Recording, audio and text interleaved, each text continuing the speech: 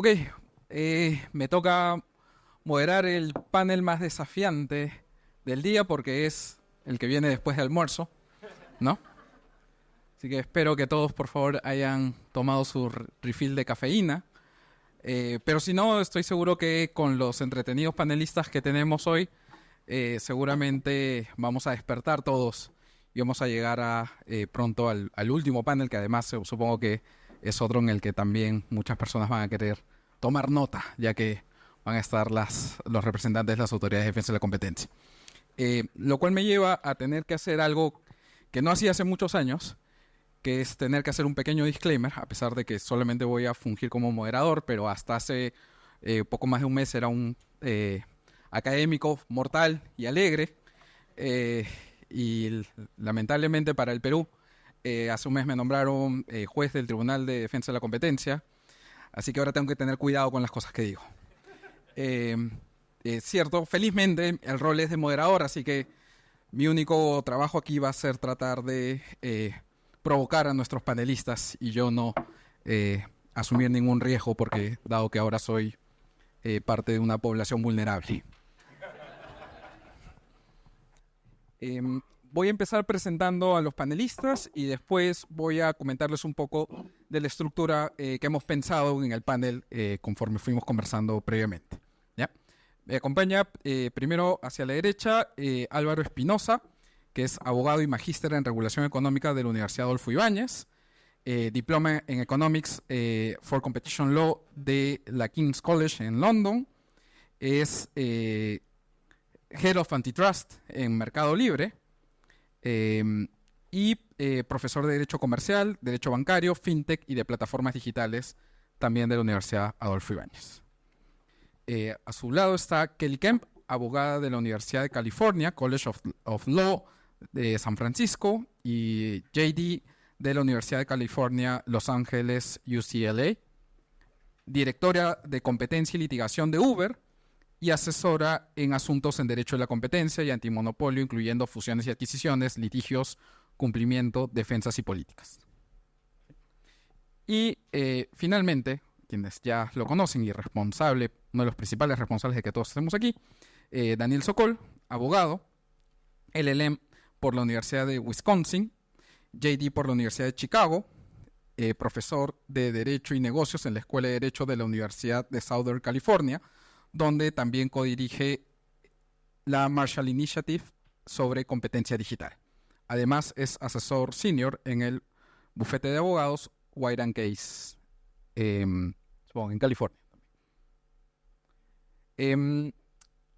Unas pequeñas palabras para explicar un poco el contexto de este panel, aunque como ustedes habrán dado cuenta por las sesiones anteriores, hay mucho interés, es casi imposible hoy en día hablar de derecho a la competencia y no terminar cayendo en hablar en algunos mercados digitales, ¿no? Y los mercados digitales presentan algunas características particulares que han provocado una mayor atención no solamente de las autoridades de la competencia, sino también practitioners y académicos alrededor del mundo, ¿no? Son intensivos en uso de datos, permiten la personalización y discriminación de diversas características de la oferta, desde el precio hasta incluso el lugar en el que apreciamos la oferta de productos o servicios. Tienen efectos de red directos e indirectos y como plataformas tienen que lidiar con la demanda de más de un lado. Estas características pueden tener mayor o menor intensidad dependiendo de los mercados de los que estemos hablando, ¿no? Desde motores de búsqueda, publicidad en línea, redes sociales, marketplace, tiendas de aplicaciones o apps para distintas actividades, delivery de comida, ride sharing, entre otros. Y esta tensión que probablemente inició con las autoridades de competencia del norte global no ha sido ajena a las miradas de las autoridades de competencia de América Latina. Un estudio que también está reseñado en la página web del SECO, que es escrito por dos amigos muy queridos, Juan David Gutiérrez y Manuel Abarca, comentando el periodo entre el 2015 y 2022, mostraba que hasta ese entonces 13 jurisdicciones de América Latina y el Caribe ya contaban con o casos o operaciones de concentración o estudios de mercado o abogacías de competencia en mercados digitales, totalizando un total de 70 intervenciones por parte de estas autoridades, ¿no?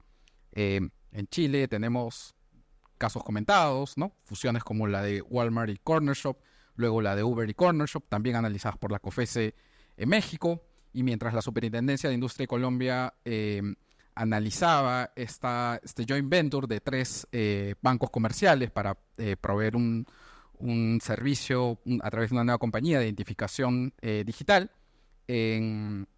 incluyendo mandatos de interoperabilidad y portabilidad. En el Perú se concluía un estudio de mercado en el sector fintech, incluyendo recomendaciones que apuntaban también en similar sentido, como interoperabilidad de sistema de pagos, acceso de nuevas fintechs a la Cámara de Compensación Electrónica, etc. La coincidencia de actores y mercados invitan a pensar si entonces las distintas jurisdicciones en el mundo, y bueno, vamos a enfocarnos seguramente un poco más en América del Norte y América Latina, si es que se replicarán algunas herramientas antitrust o de regulación ex ante que se vienen implementando en otras jurisdicciones como Estados Unidos, la Unión Europea, Reino Unido o Alemania. 2 últimos datos de contexto. Esto es una afirmación de Margaret Vestager, comisionada de la Unión Europea, sirve además para provocar a nuestros panelistas, en la que señala que los problemas en la economía digital son sistémicos y necesitan ser atendidos de antemano. Esta misma autoridad, la Comisión Europea, la CMA, el FTC y el DOJ, el mes pasado emitieron un comunicado conjunto sobre los modelos fundacionales y productos de inteligencia artificial generativa, identificando distintos riesgos, así como ciertos principios generales como negociación justa, interoperabilidad y elección, que debieran ser atendidos desde la perspectiva del derecho a la competencia. No es mi rol hacer ninguna valoración sobre estas afirmaciones, sino más bien estimular a nuestros ya provocativos panelistas a que conversemos sobre eso. Entonces, vamos a hacer 3 rondas de preguntas sobre las que hemos conversado y que van a ser respondidas todas por cada uno de los panelistas. Van a ser aproximadamente, para que nos alcance el tiempo, 5 minutos por cada intervención. Les voy a pasar la voz cuando nos aproximemos al minuto final de su intervención para que nos alcance el tiempo. Y finalmente vamos a dejar un espacio para las preguntas del público. ¿Okay? Entonces, empiezo con la primera pregunta y si quieren vamos así. Aprovechando la cita que hice sobre Vestager y un poco las tendencias que se vienen discutiendo en otros países,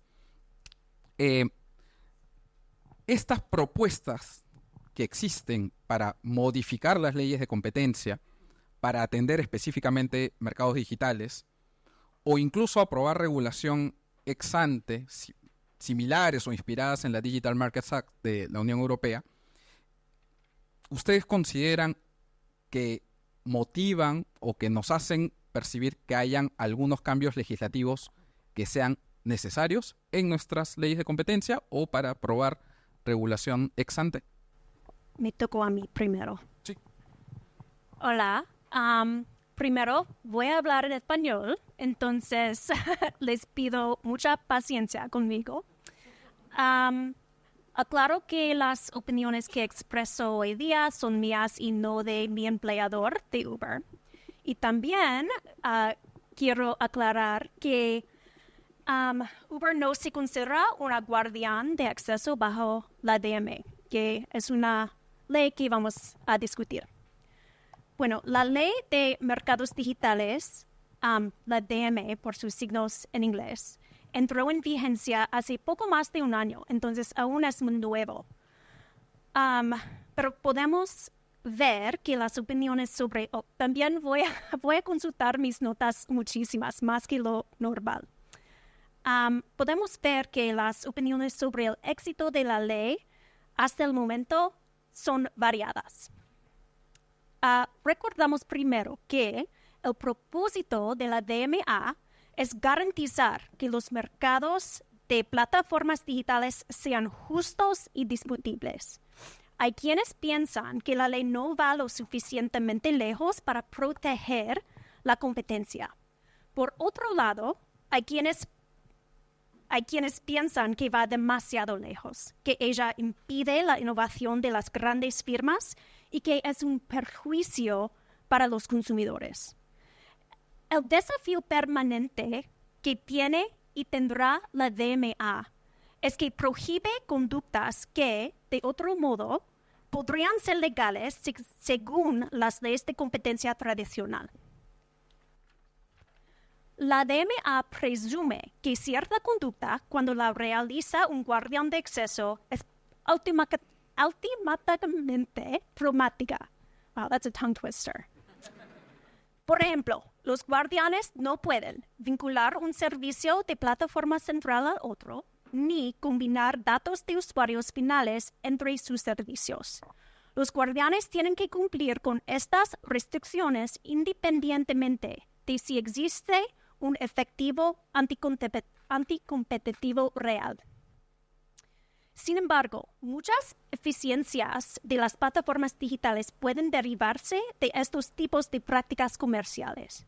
Por ejemplo, Google combina muchos de sus productos principales a través de Google Search, justo en la encima de la página. Si buscas Isla de Pascua, que aprendí es Rapa Nui este fin de semana, verás los resultados del sitio web, verás las opciones de vuelo, tendrás un enlace a Google Maps, puedes hacer clic en el mapa para ver todos los principales sitios arqueológicos. Pero si es un consumidor en Europa hoy día, no tienes la misma habilidad de acceder a todas estas herramientas en un sitio. Google Maps ya no está vinculado con Google Search. Si deseas acceder al mapa de Isla de Pascua, hay que navegar por separado a Google Maps. Entonces, es solo un ejemplo, pero cabe preguntarse si la DMA, aplicada incluso a conductos de que de otro modo serían pro-competitivas, ha beneficiado y beneficiará a los consumidores europeos.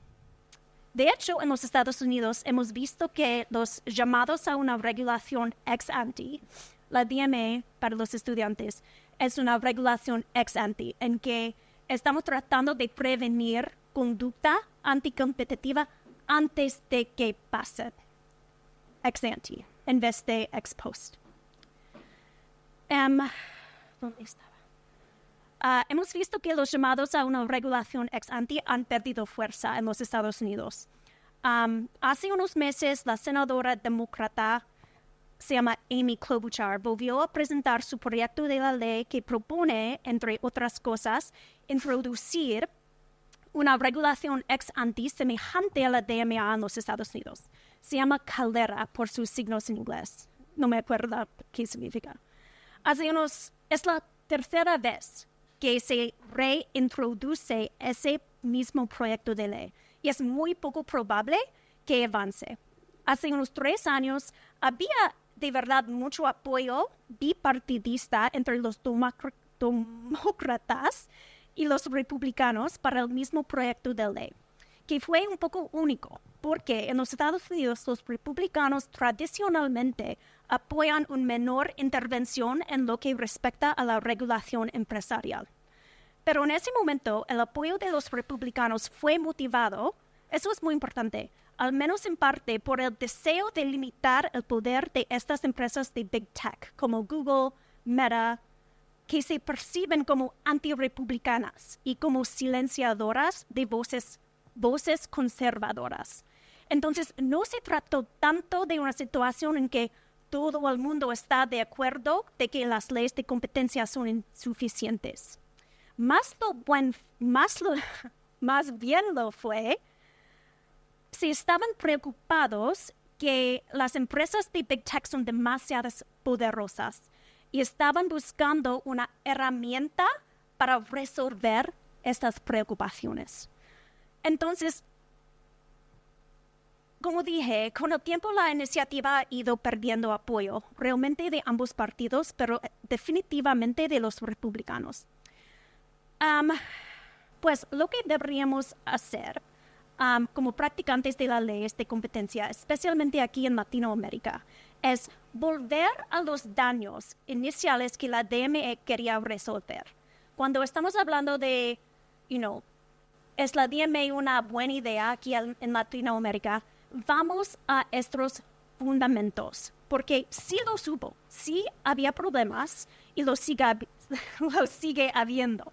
Primero, las investigaciones... Ok. Investigaciones... She may have one of my minutes. Las investigaciones de competencia duran por demasiado tiempo. Entonces, ¿cómo podemos mejorar los procesos para que las investigaciones avancen más rápidamente? Segundo, las multas parecen ineficaces para las empresas más grandes. Existen mejores métodos de disuasión. Tercero, las agencias faltan recursos suficientes para realizar investigaciones de competencia. ¿Cómo pueden apoyar a las agencias para obtener los recursos? Ni siquiera está claro que la DMA acabe resolviendo estos problemas. En fin. Thank you. She tried. Sim.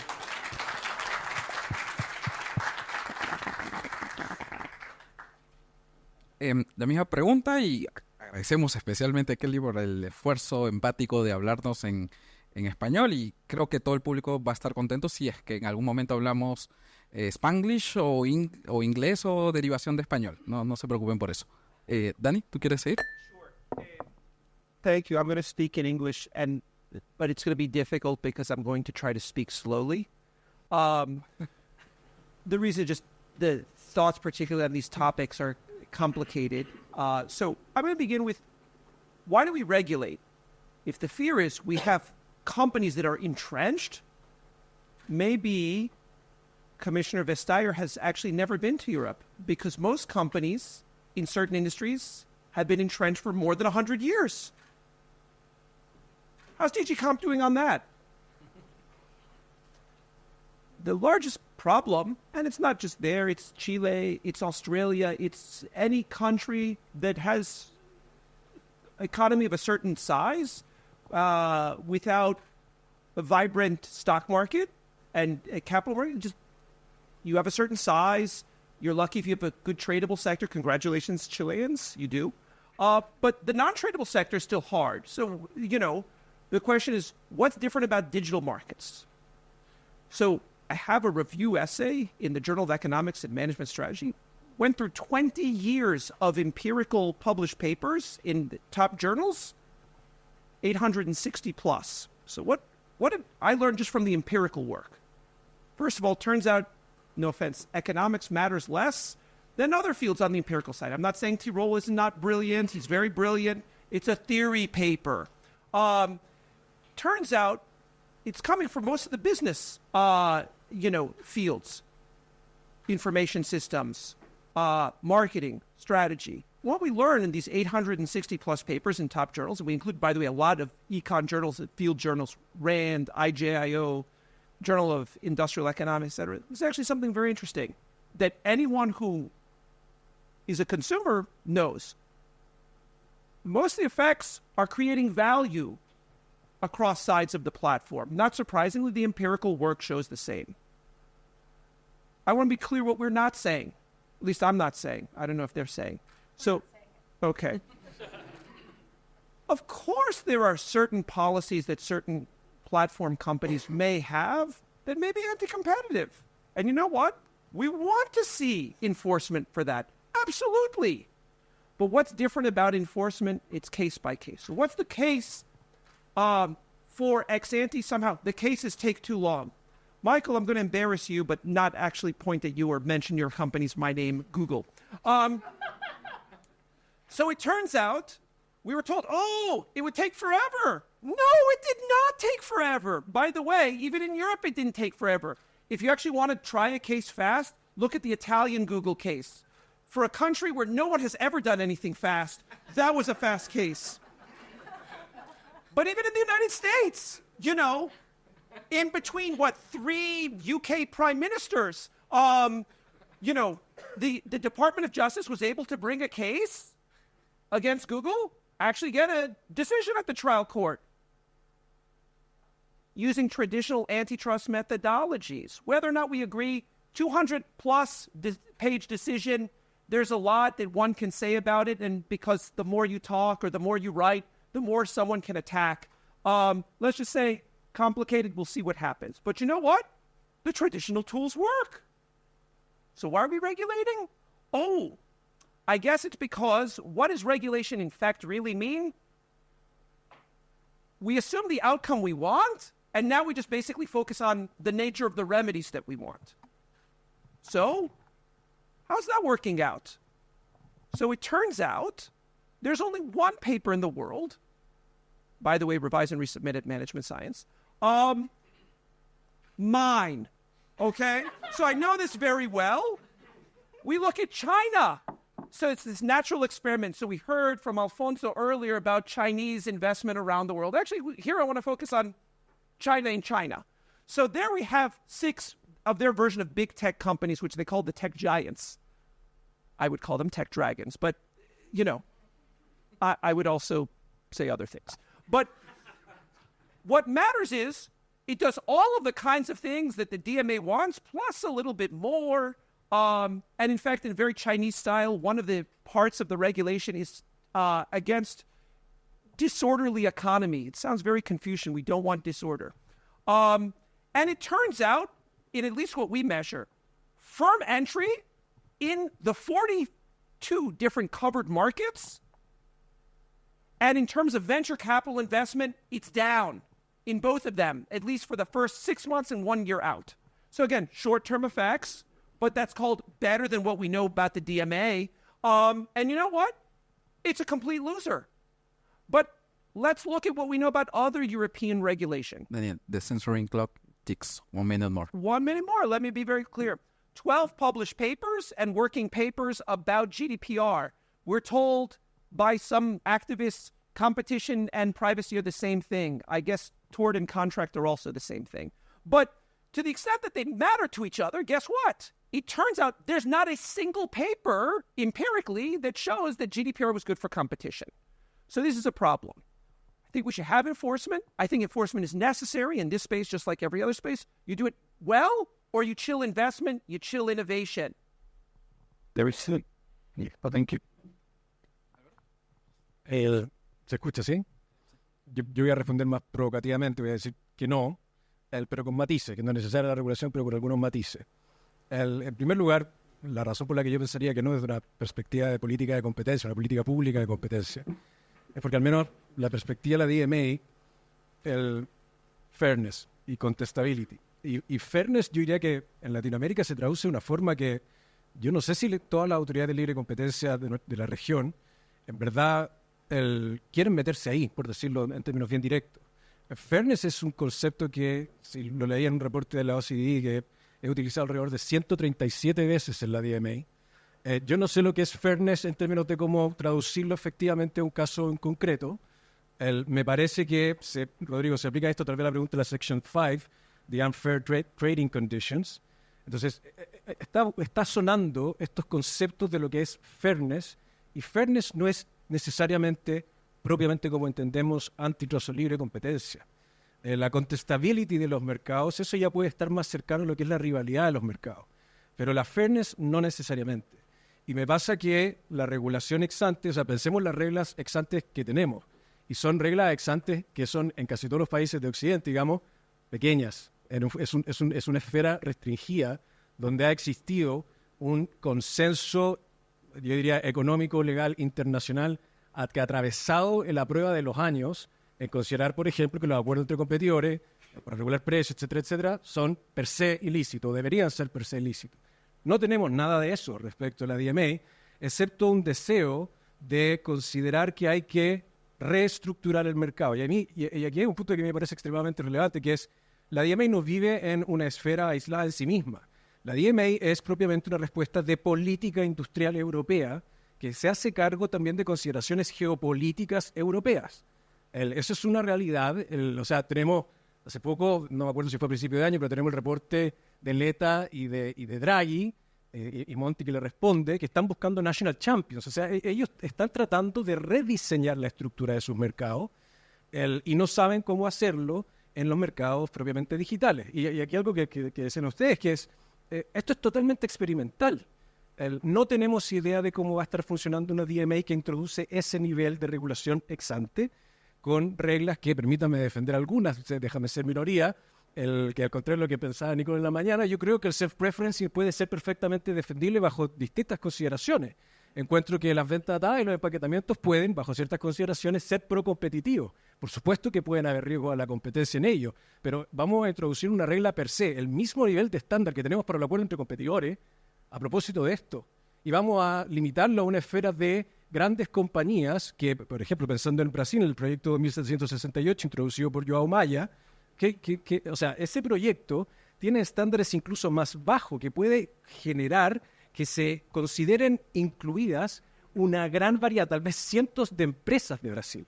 Entonces, a mí me parece que esto es política industrial, me parece que no es necesario, y déjame decir algo corto sobre lo que puede ser necesario, que es el matiz que quiero introducir. A mí me gusta, puedo tener diferencia, y por supuesto no soy experto en derecho alemán, pero me gusta la sección 19A de la ley alemana. Me gusta la enmienda 10. Si estamos pensando en regulación ex ante, yo veo más una regulación que se hace cargo propiamente de temas antitrust en la ley antitrust acotada y que en primer lugar reconoce la posibilidad de establecer deficiencias objetivas, o sea, defenderse a través de las eficiencias que puedan tener las conductas, cosa que la DMA explícitamente le prohíbe, o sea, no existe la posibilidad de defender las eficiencias de una conducta. Entonces, pensándolo, yo me quedo con esa parte de la sección 19 de la letra A de la ley alemana, que parte con una investigación de mercado. El artículo 94 de la ley federal mexicana establece básicamente un procedimiento para investigar barreras a la competencia e insumos esenciales, que no lo voy a comentar, pero como bien decía Rodrigo, Amazon y Mercado Libre han sido objeto de esa investigación y existe un dictamen preliminar que todavía está en curso. Con lo cual existen procedimientos hoy en día en Latinoamérica que permiten analizar mercados y establecer medidas vinculantes, no meras recomendaciones. Y para no lo alejemos tanto, en Chile, la instrucción de carácter general número 5, que es eso sin otra cosa que un estudio de mercado profundo que encuentre las fricciones y los problemas de libre competencia y establece una especie de regulación, o derechamente una regulación, podemos discutir la naturaleza jurídica, al efecto. Entonces, y eso se acerca bastante a lo que hace la sección 19A de la ley alemana. De hecho, cuando empiezan todas las discusiones en materia de mercados digitales, la New Competition Tool, antes de que existiera la DMA, la recomienda Richard Wish desde UK hacia Europa, diciendo que es las Market Investigation que ya existían en UK, que esa debía ser la herramienta. Esa herramienta, Market Investigations, algunos de nuestros países las contemplan, México la contempla, Chile tiene algo similar, otros países tienen Market Studies, que son distintos, no son vinculantes. Eso por ahí puede haber algo. Pero yo me quedaría en eso. Perfecto, Álvaro. Aprovecho este último punto que haces para preguntarles nuevamente a los tres integrantes del panel si desde su experiencia o perspectiva en casos de competencia en mercados digitales hay lineamientos claros en alguno de los aspectos que han generado mayor discusión, ¿no? Como por ejemplo el de la definición del mercado relevante en plataformas multilados, ¿no? ¿Creen que hay líneas claras o ese es un espacio donde habría necesidad de ocupar alguno de los instrumentos que se han discutido ya en este evento, ¿no? Desde guías, lineamientos o incluso reformas legislativas? ¿Quién quiere empezar? Sí.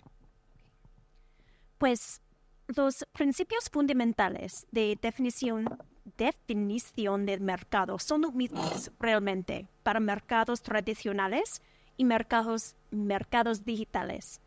¿Cuáles son los sustitutos para los usuarios? ¿Hay sustitutos adecuados en el evento de un aumento de precio o bajamiento de innovación?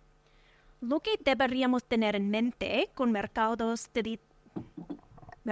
digitales es que las respuestas a estas preguntas pueden ser distintas cuando las comparamos a mercados tradicionales. En muchas situaciones, el producto en cuestión, el producto digital, ha hecho crecer el mercado.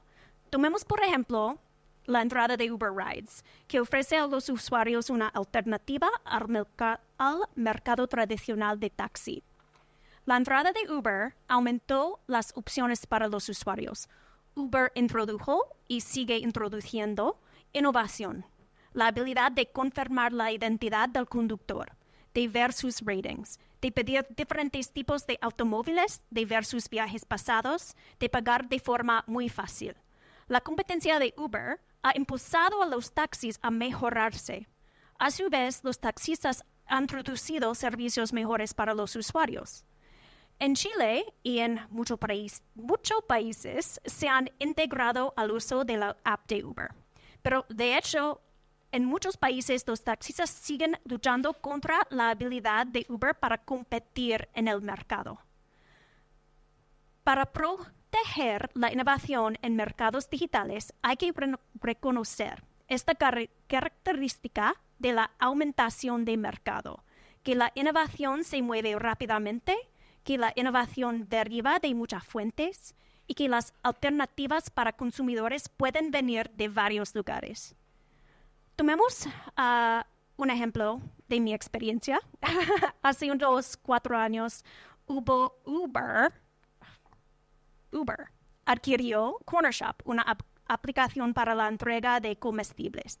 La adquisición fue revisada por la Fiscalía Nacional Económica, a la cabeza fue Francesca, y aquí en Chile, así como por la COFECE en México. La adquisición fue la primera que cualquiera de los dos reguladores revisó entre aplicaciones digitales multilaterales. Ambos reguladores se basaron en una revisión detallada de los hechos y la economía. ¿Cuáles son las fuentes de presión competitiva? ¿Cuáles son los hábitos de los usuarios y los socios comerciales? Después de revisar la evidencia, la Fiscalía y la COFECE concluyeron que existen otros actores más allá de Uber y Cornershop que ejercen presión competitiva y que tienen incentivos y habilidades suficientes para innovar y generar innovación en el mercado. Además, la COFECE notó en su decisión pública que se consideró que las partes no podrían establecer una estrategia rentable para empaquetear sus servicios con el objeto de desplazar competidores o para impedir su entrada al mercado. Y ya cambió a mi propia voz. Esto no fue reflejado en las decisiones públicas, pero las aplicaciones de entrega tienen niveles muy altos, por ejemplo, de multi-homing y de desintermediación, que limite su habilidad de adquirir ni ejecutar poder de mercado.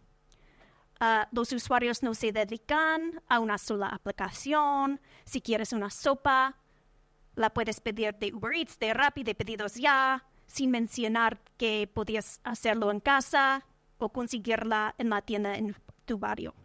En mercados digitales hay que entender las dinámicas competitivas específicas, los modelos de negocios, las fuentes de innovación, los entrados potenciales que pueden entrar fácilmente de un espacio adyacente, como vemos muchas veces en las aplicaciones en línea. Hay que entender todo esto para entender si una fusión o cierto conducto es anticompetitivo o procompetitivo en un mercado digital. So this is like so many of the questions, this is a hard one. So we don't have consistency. Sometimes we look at each side of the market separately. Sometimes we look at the combination.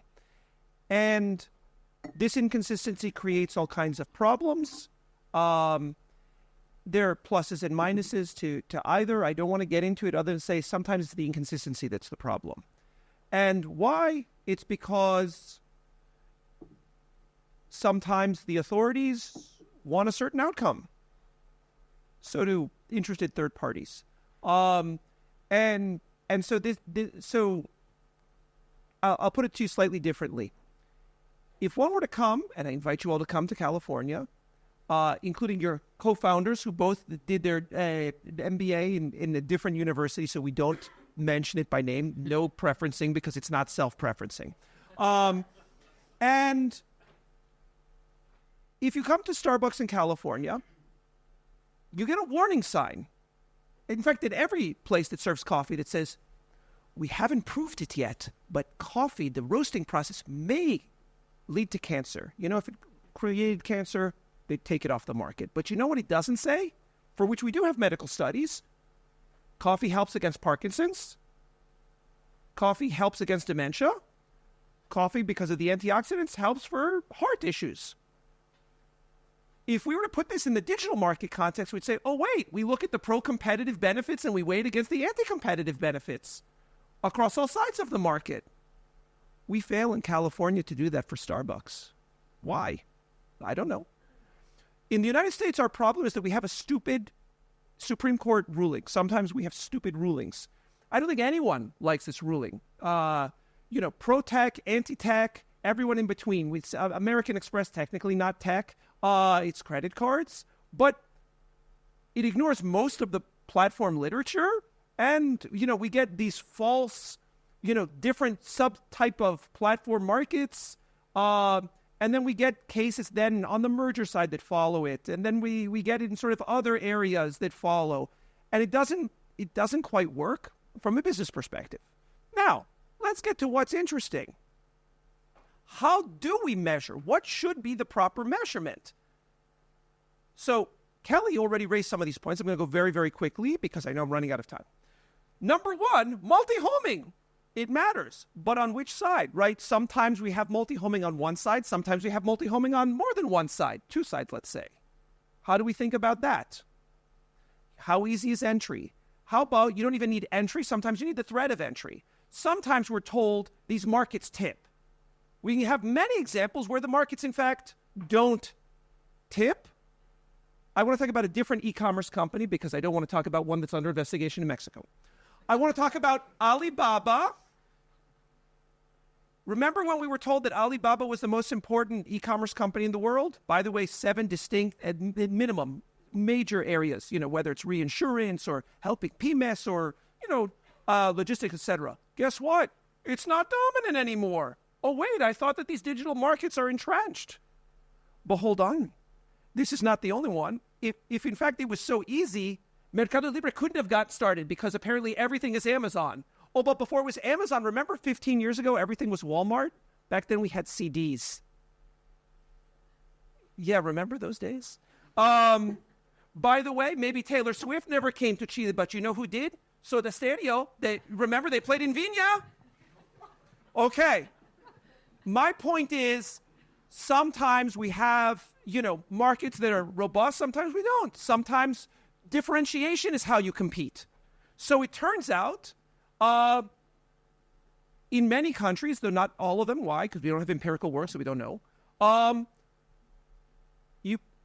Consumers use both larger platforms and the differentiated smaller platforms at the same time. Why? Because it turns out that they have different needs that get served. The same way that in a portfolio of different beers, you don't just have one beer called Bud, and God forbid it was called Bud Light. Oh, wait, if the markets never tip because if there's entrenchment, how is it that Bud Light is I don't mean to be negative. I'm just saying, in traditional markets also are not necessarily stable. Sometimes they have to do with competition. Sometimes they have nothing to do with competition. My larger point is simply, these are complex issues, and the people who don't want to make it complex are the same people who think that they understand fairness. I understand fairness from my 3 children, and it's very simple. Fair is what's good for that child to the detriment of her sisters. We can't have policy like this. Sí, a ver, yo creo que comparto lo que señalaron tal vez. Diría un poco, de nuevo, para tratar de ser provocativo, tengo la impresión de que las autoridades latinoamericanas lo que están preocupadas por esto, o sea, han habido muchas iniciativas que los están llevando a eso. Efectivamente existen casos donde uno podría encontrar contradicciones, ya sea incluso dentro de una misma autoridad o entre autoridades, pero estos mercados son complejos.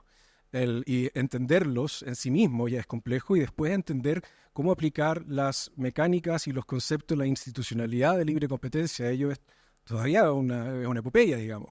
Con lo cual, no, a mí no me preocupa, por cierto que un poco, no sé si está Paula por acá, pero recordando lo que decía Paula a propósito de la necesidad de certeza y la necesidad de certidumbre.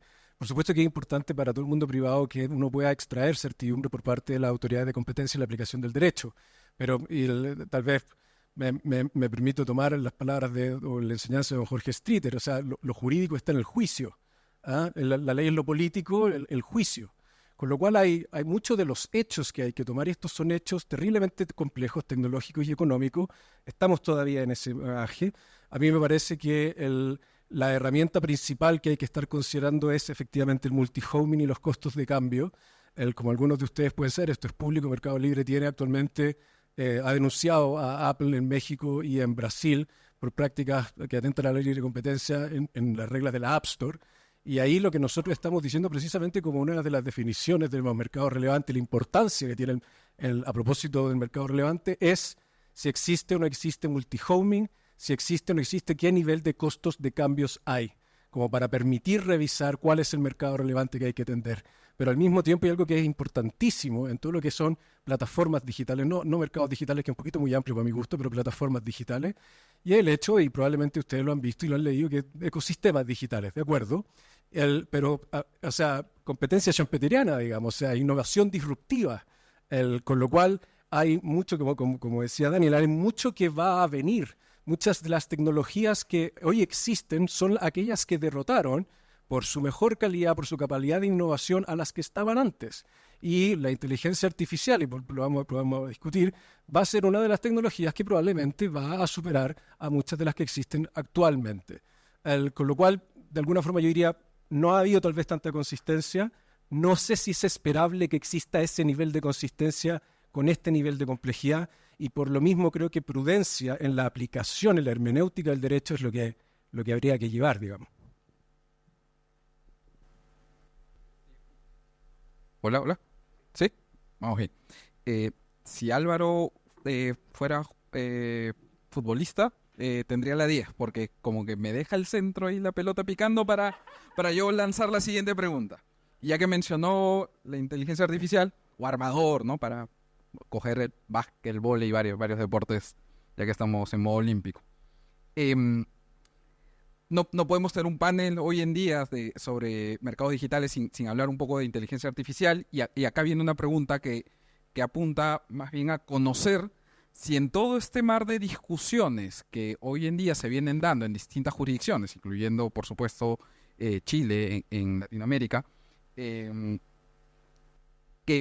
plantean distintas aproximaciones a la regulación de la inteligencia artificial, la mayoría, ¿no? Este approach basado en riesgos, que se preocupan por derechos individuales, personalidad, no discriminación, debido proceso, derecho de autor, si es que hay un espacio para preocupaciones de competencia, ¿no? Y obviamente la pregunta no se restringe solamente a regulación, o si creen que las preocupaciones del derecho a la competencia más bien responden a aplicaciones de enforcement tradicionales ex post. Hola, ok. Bueno, pues creo que todavía no tenemos suficiente claro las regulaciones de inteligencia artificial ex post para explorar las regulaciones ex ante. Legisladores y fiscales en la mayoría del mundo todavía tienen al cargo el desarrollo, las regulaciones y los procesos que pueden regular la IA de una manera que proteja la competencia y la innovación al mismo tiempo que proteja. I was right. Subjunctive is crazy. Que proteja a los usuarios. Hay que distinguir entre los usos nefarios y los usos beneficiosos o al menos neutrales de la IA. La IA es un concepto realmente muy amplio que envuelve mucha categoría diferente. Al nivel más fundamental, IA es una habilidad de utilizar modelos de aprendizaje por computadora para resolver problemas. IA es una herramienta comercial como otras herramientas. Las empresas de hoy utilizan IA y sus aplicaciones para resolver problemas en los productos y servicios que ofrecen. Problemas que van del sencillo al complejo. Como otras herramientas, las empresas pueden usar la IA para bien o para mal. Una empresa puede utilizar la IA para razones muy sencillas. Por ejemplo, en Uber. Primero, usamos la IA para el procesamiento del lenguaje natural. Por ejemplo, predecir la ubicación prevista de un usuario a medida que la escribe. 2. Usamos la IA para mejorar la experiencia del viaje. Por ejemplo, determinar cómo hacer coincidir mejor a los pasajeros y los conductores en tiempo real de la manera más eficiente. Y tercero, usamos la IA para el modelado probabilístico. Esto significa predecir el tráfico, patrones de viaje y horas punta para estimar los patrones de oferta y demanda de una manera más precisa. Todos estos ejemplos son basados en factores objetivos como ubicación, hora del día. Se pueden lograr con mínima intrusión y riesgo a los individuos. Por otro lado, empresas pueden usar la IA en maneras que son potencialmente riesgosos y aún potencialmente nefarios.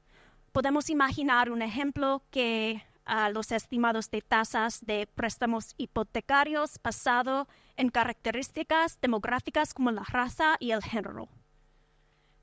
Al distinguir entre los usos beneficios y los usos nefarios, las regulaciones podrían promover el uso seguro y transparente de la IA, mientras que proteja la innovación y los datos sensibles y competitivas de las empresas.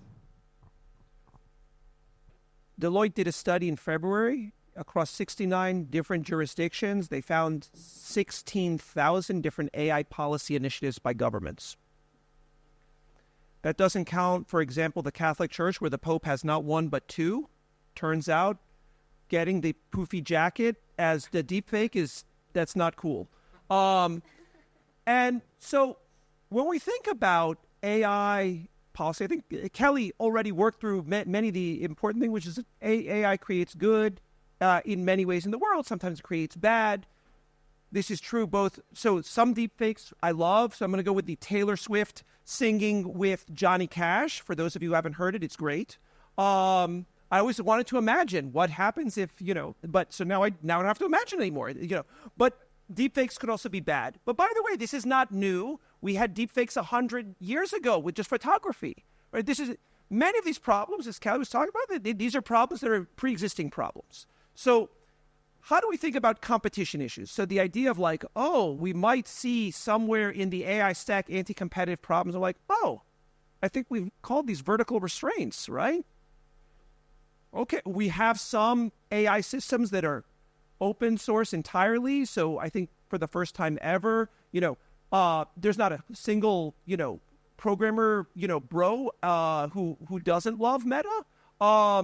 Google has some open, some closed. People still like Google. We have, another one that's pretty closed. We call that Microsoft. And as you've seen, at least in front of the CMA, a number of other companies are very concerned about potential restraints based on contractual restrictions. We also have contractual restrictions, at the chip level, oh my God, NVIDIA. I'm really upset I didn't buy NVIDIA stock 3 years ago. Okay. It doesn't matter. I'm still up from 3 years ago. Okay. But if this is the worst mistake in my life. So let me then say, so again, how do we think about it? Many of these technologies move fast. So here's what we don't talk about enough on the competition side. I don't want to talk about personalization and pricing, because again, much of it is a good thing. Some of it might be a bad thing. It's how do you distinguish the good from the bad? That sounds like traditional competition enforcement. How do we distinguish good from the bad? But I'm going to make it harder in the AI space. As of this year, we have run out of data. In the entire history of the world, we have run out of data.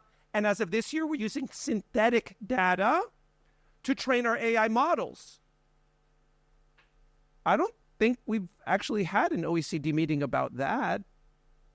In fact, what troubles me is a lot of times, here's the way how you prove AI expertise. If before 2023 someone actually had AI in the title of anything, then they may be an expert.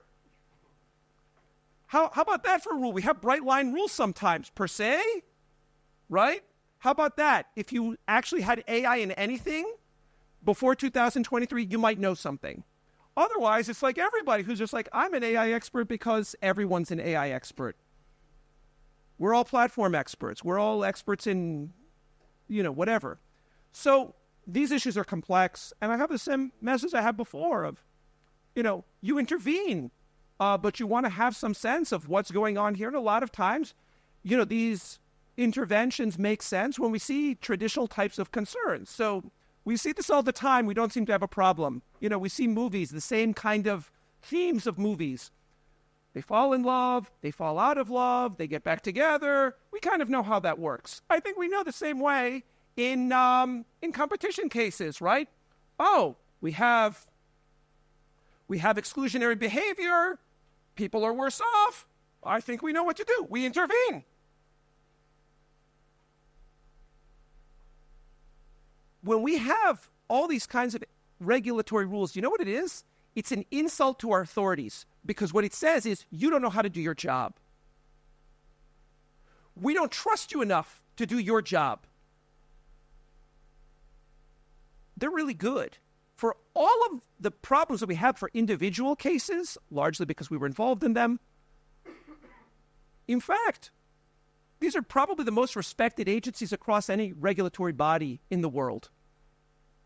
We don't give enough credit to the good work that these agencies do, and the mistake that we made collectively in Latin America and the rest of the world is very simple.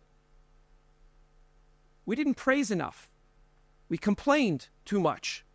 And as a result, we didn't sell the message very effectively to the overall population that these agencies are very credible and they do good work.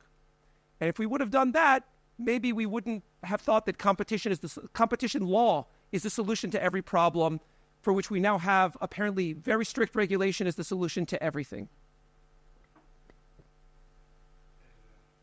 O sea, tiendo a estar bastante de acuerdo. Yo un poco se me mezcla esto con la regulación de la DMA. Lo que yo diría es que aquí hay un apetito voraz por regular, digamos. O sea, estábamos hace algunos años atrás, un par de años atrás y todavía, discutiendo si regulamos ex ante o no los mercados digitales, y ahora ya vamos a regular ahora también inteligencia artificial. O sea, la carreta antes de los bueyes a veces parece un poco. También me pasa un poco de esto de trasplantar, digamos, lo mencionabas en la columna, digamos, el Mercurio, estamos tratando de importar regulación que no sabemos ni por qué se creó ni bajo qué contexto. La inteligencia artificial en este minuto, y yo vengo de una generación donde para mí inteligencia artificial es Terminator, Matrix y Dark City, una película de culto que se las recomiendo a todos, digamos. Entonces, para mí las preocupaciones de la inteligencia artificial en la etapa en la que estamos van por otro lado. Cuando cruzamos el río hacia antitrust o competencia económica propiamente tal, yo ya me tengo que poner a pensar, me pongo el sombrero de dónde está mi falla de mercado, digamos, si quiero entrar a regularla por esto, digamos, por materias de antitrust propiamente tal. Y la verdad es que todavía no la identifico. Por supuesto que uno puede imaginárselas, y una de las primeras que imaginamos que es muy interesante es la colusión algorítmica, que hay inteligencia artificial que se vincula con lo que son los algoritmos propiamente tal y colusión algorítmica. Bueno, hasta donde sea, hay tal vez un par de casos en el mundo de colusión algorítmica, y ninguno de ellos implica colusión algorítmica autónoma, sino que es que se compartió el software. Entonces el software era como un hub and spoke, donde el software compartido era el que generaba la coordinación, o era precisamente el mecanismo para una colusión que había sido acordada en forma explícita por personas naturales, pero no donde dos sistemas inteligentes se pusieron de acuerdo tácitamente en un efecto.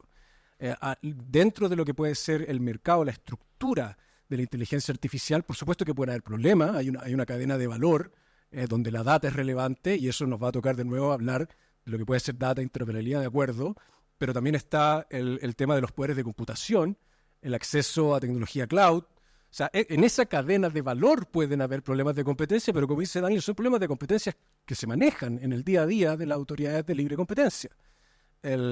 Y todo lo que es, digamos, de alguna forma unilateral, algoritmos para empaquetar, algoritmos para rebates, algoritmos para price discrimination, me parece por ahora que, si bien tal vez no me atrevo a decir que son teóricos, pero no existe ningún caso asociado a ellos y por lo mismo no tengo ninguna herramienta para decir sin ningún caso asociado a ello que ya necesitamos algo que lo regule. ¿Dónde está la falla de la regulación dónde está la falla de ex post que haría necesario tener la regulación ex ante? Porque por lo menos a propósito de los mercados digitales estamos tratando de identificar aquellos factores o características de los mercados digitales que pueden hacer necesarios que se regulen, que es lo que hablábamos al principio de la primera pregunta. Pero a propósito de la inteligencia artificial yo todavía no lo veo. Y lo que sí me parece es que no debemos preocuparnos de otras aristas que están vinculadas a la inteligencia artificial y no necesariamente en este minuto como una prioridad de asignar una regulación a problemas de competencia o que todavía son teóricos o que todavía no ocurren y que ni siquiera hemos testeado las herramientas actuales que tenemos frente a ellos. O sea, me parece una posición desde la humildad, digamos, de lo que deberíamos hacer como política pública de competencia frente al fenómeno de la inteligencia artificial que no se agota solamente en la libre competencia. Muchas gracias, Álvaro. Y en verdad, muchas gracias a todos los panelistas, no solamente por las nutritivas respuestas, sino que además poder condensar tanto en tan poco tiempo. Y para que nos alcance el tiempo, vamos a pedirle la misma empatía al público, de modo tal que sus preguntas sean lo más concisas posibles para poder seguir discutiendo algunos de los tópicos que ya hemos abordado en el panel o algún otro que seguramente se nos ha quedado. Sí. Sí, voy a ser rápido para ser empático, como dice Andrés. La verdad, muy, muy interesante sus comentarios. Yo quisiera hacer un comentario muy rápido y luego hacerles una pregunta a quien la quiera hacer. Yo creo que yo soy un poquito más optimista con la DMA, entendiendo los riesgos y las grandes problemáticas que puede traer. Coincido mucho con lo que dijo al final Álvaro, con que quizá todavía no hay tantos casos ya firmes como para decir que hay un problemón, pero yo no sé, en otros países me imagino que igual que en México, sí existen leyes sectoriales, ¿no? Tenemos leyes sectoriales para mercados que ya sabemos que se van a concentrar, ¿no? Y ahí está la falla de mercado. De hecho, el poder de mercado es una falla de mercado. Stiglitz, en su libro seminal, dice que la primera falla de mercado que él pone es el monopolio, ¿no? Entonces, economía del sector público, me parece, se llama el libro. Y yo creo que ahí, igual que en otros sectores, tú dices, oye, ¿sabes qué? Si dejo esto solito, ¿no? Pues ya sabemos que se va a concentrar y va a haber una problemática. Y esos sectores han sido tradicionalmente hidrocarburos, ferrocarriles, telecomunicaciones. Y hoy en día yo creo que nadie nos planteamos tener un sector, por ejemplo, de telecomunicaciones sin regular. Entonces yo creo que es algo similar lo que va a pasar en el futuro con la economía digital. Y en una de esas dices, ya pon una ley porque ya sabemos que las características, las economías de escala, los efectos de red de estos sectores van a tender a que se concentren. Entonces, no queremos esperarnos a que surjan los problemas cada vez, sino que mejor pones una ley como la ley de puertos, la de aeropuertos, la de hidrocarburos, la de telecomunicaciones, etcétera. Entonces, yo sí siento que hay características en la economía digital que permitirían pensar en un futuro, en una ley sectorial.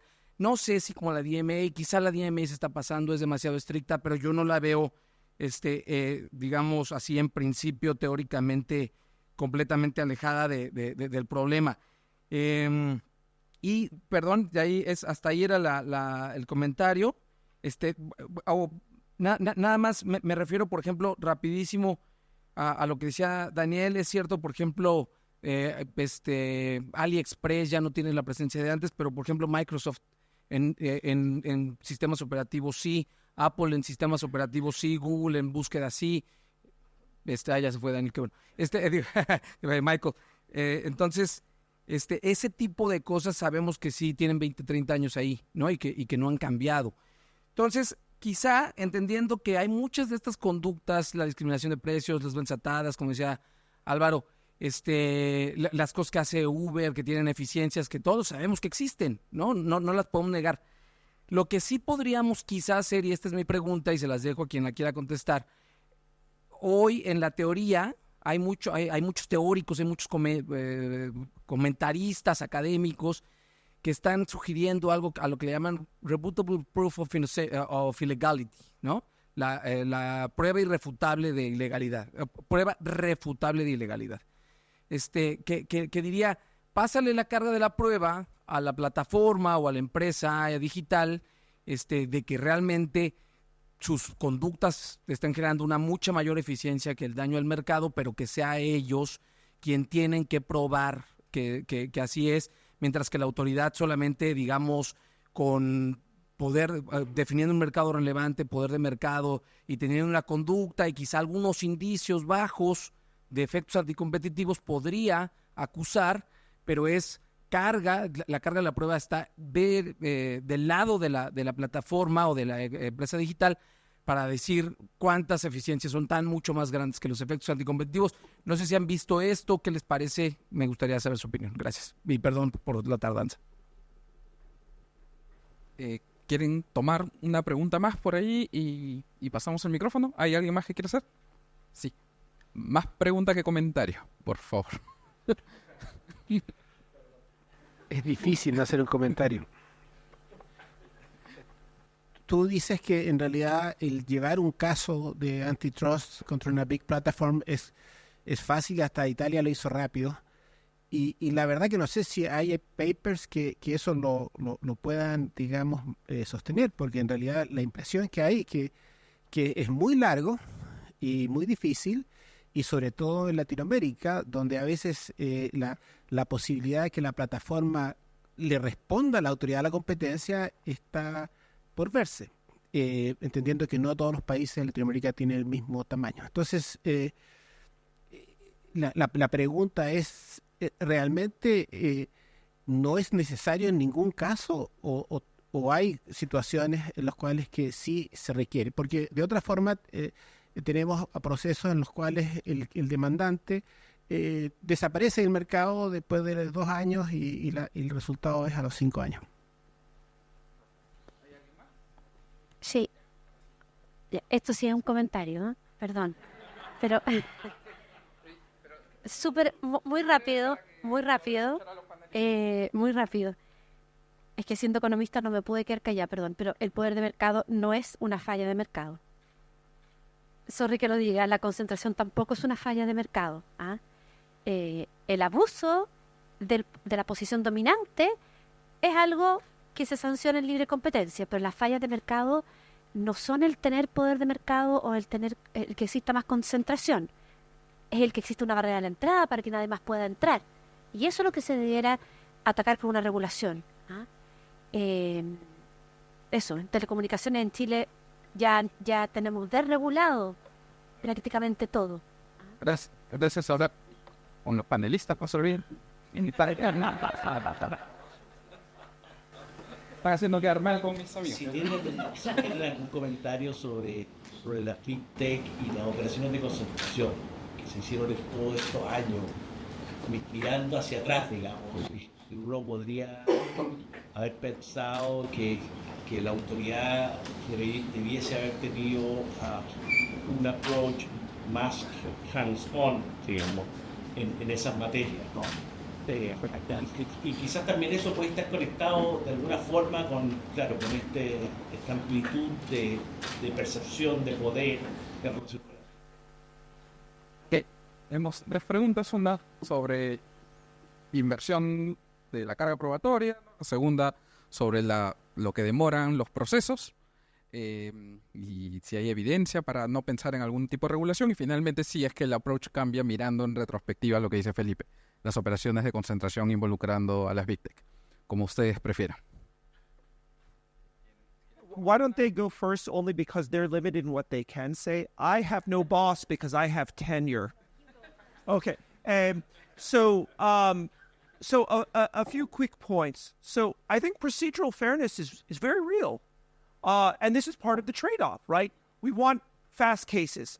A lot of times in collusion, it's very fast. Why? They did it. That was the leniency program, right? Even here in Chile, before you had a leniency program, you had a leniency application, right? You're real innovators. Now, tech cases involve very complicated technologies. They involve figuring out which sides of the market. Economic analysis is hard at every single level. By definition, these cases are going to take longer. And there are real procedural concerns that we should have in any area of law. So how do we weigh this? It's complicated. So sometimes the cases take long. And by the way, in Europe, why did it take so long? Because, in at least the Google search case early on, in Europe, DG Comp didn't want a commitment. They refused. So, this is like when you have two political parties trying to create a new legislative constitution. Sometimes it goes fast and sometimes... Oh, wait, that's... No. But we can also imagine the following setting, right? So you talk about what about the companies that disappear? How about the alternative? Intel had a discount policy. The European Commission purposely withheld exculpatory evidence. And then eventually, more than 12 years later, longer than any jail term for collusion around the world, we find out what Intel did was fine. Well, Intel's in bad shape right now. Do we go back and say, Intel, oops, can we give you some more market share somehow? We don't. Authorities make mistakes. Companies make mistakes. It's kind of a wash. But, to the point of should we have regulation, there are areas for sure we should. Like, water services, for the most part, true monopoly power, right? No question about it. That's the easy case. Harder cases, banking, telecommunications, energy, we're able to unbundle certain parts of this to competitive versus non-competitive aspects. Different transmission line for electricity, you pretty much need to regulate that. Other parts, like distribution, probably less regulation because there's more competition. Digital markets look less like a traditional public utility. And, there's not something called the digital market. We have, each of these different companies has different business models, different areas of focus, so it's not really clear. It's not like in banking where we're talking commercial banking, we have maybe different regulation there than we would for investment banking or merchant banking. It's hard. It really is hard. And I understand the impetus for, there are certain areas we do want to regulate. Let me be very clear. I'd love to see more deepfake regulation. Critical areas like elections. I'd like to see something more. But you know what that isn't? It's not a competition issue. Realmente no está claro que la DMA acabe, como dije antes, cuando terminaste mi tiempo. Que no está claro que acabe, que va a resolver los problemas que quiere resolver. Los litigios bajo la DMA contra Google, Meta, etc., apenas están comienzo en Europa y las empresas van a defenderse con la misma fuerza. Me imagino que podemos ver que estos casos van a durar tanto tiempo, consumir tantos recursos como antes. Como estas empresas van a llevar asuntos de, rights of information, rights of defense, what have you. So, realmente no está segura que la DMA va a resolver estas situaciones. Mi recomendación es que enfocarnos en los problemas que piensan que hay con las leyes de competencia y con enforzar las leyes de competencia. Ya tenemos las herramientas para investigar los conductos anticompetitivos. Los problemas son en que toma demasiado tiempo, toma demasiado recurso, las empresas tienen más recursos que las agencias. Entonces, enfocamos en estos problemas. ¿Qué podemos hacer? ¿Qué cambios en proceso? ¿Qué cambios en la ley? Para apoyar más a las agencias, para proteger la competencia con las herramientas que ya tenemos.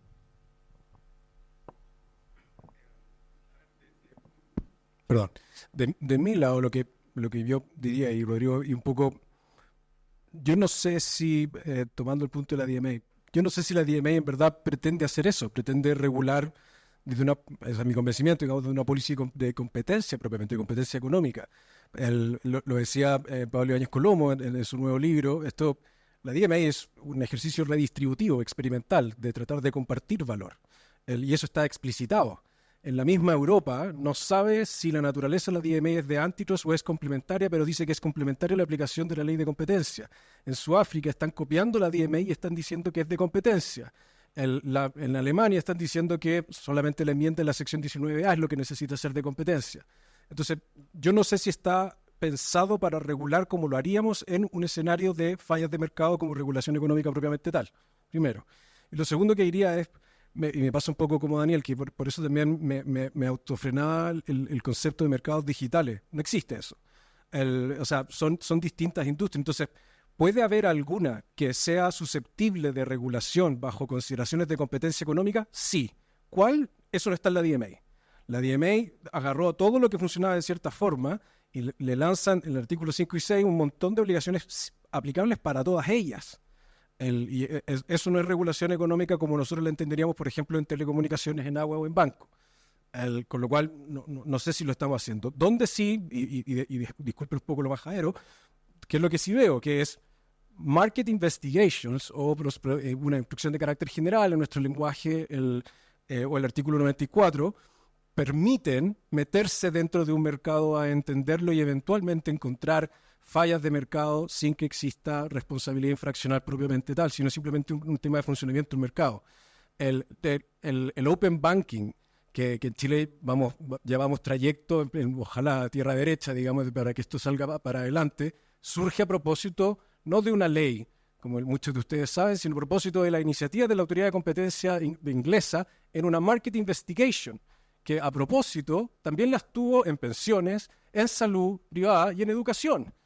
Con lo cual se pareciera ser una herramienta de política pública de competencia altamente capaz de hacerse cargo de mercados que no entendemos completamente. Entonces, eso por el otro lado. Yo, a propósito de la pregunta, Andrés, perdón, creo que sobre lo que mencionabas tú, me da la impresión de que, de nuevo, yo no sé si una nueva ley, o sea, es aquello que va a solucionar un problema de eficiencia o de eficacia de los procedimientos administrativos o judiciales en materia de libre competencia.